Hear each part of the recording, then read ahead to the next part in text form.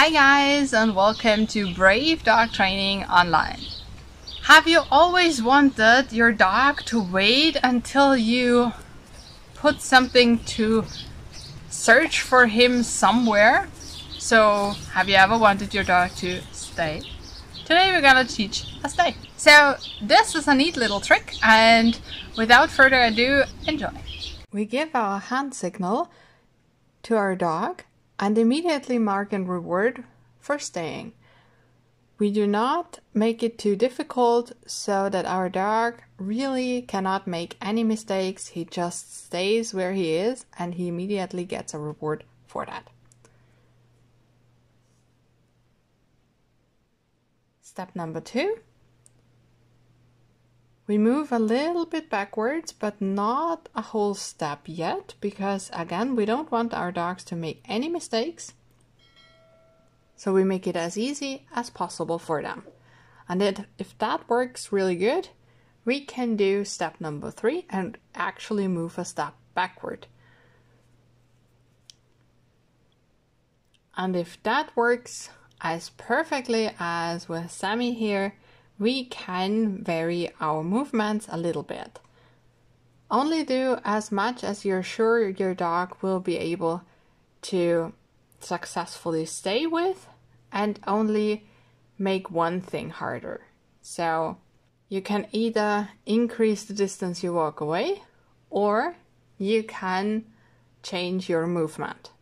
And if he's just not paying any attention, I'm getting his attention back first, and then he gets his hand signal again. With moving around him, very often our dogs want to watch what we're doing, so they get up and turn around, and that's fine for me as long as the dog stays where I put him. And if that works well as well, we can place our first object to search. And at this step, we can either reward with a treat or we can reward with the search itself. Depends on how reliable the stay is and what our dogs actually like better. And that's it.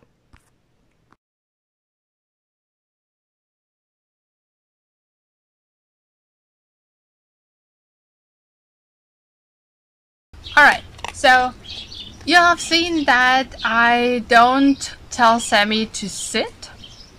I just tell him to stay with my hand signal. And I actually do that because I think it's more practical for a stay to let the dog decide what position he wants to stay in.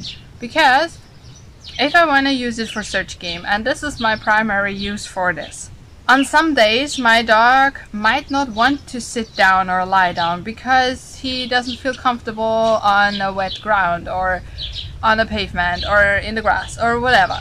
So this is when it really comes in handy, when the dog has learned that whatever position he's in, he just has to stay and it's fine. And this is really, it's not a tricky thing to train, but sometimes it takes little or very little steps. So if you see your dog standing up with those steps we had in the video, make smaller steps. That's fine, of course. Make as small as possible or as needed, right? So if I took 2 steps back and your dog stands up at 2 steps, only take 1 step back or only lean back and reward that a couple of times. There's nothing wrong with taking it slow. It's just a longer period of awesome training.